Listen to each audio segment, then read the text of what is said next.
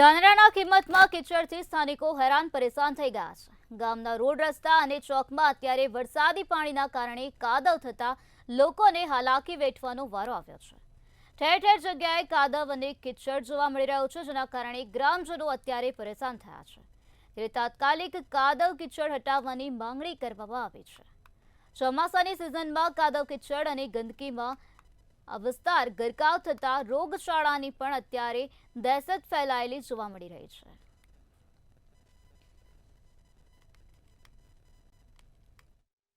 બીમાર થાય, વરસાદ હોય ને તો બહાર નીકળવાનો રસ્તો નથી. કાલે મોત થઈ ગયું એટલે ટ્રેક્ટરમાં લઈ ગયા, ઉપાડી કોઈ બી સચમાન કાઢે લઈ જાય તો ઉપાડી લઈ જાય. અમારે ટ્રેક્ટરમાં ગામમાંથી ટ્રેક્ટરમાં ઉપાડી લઈ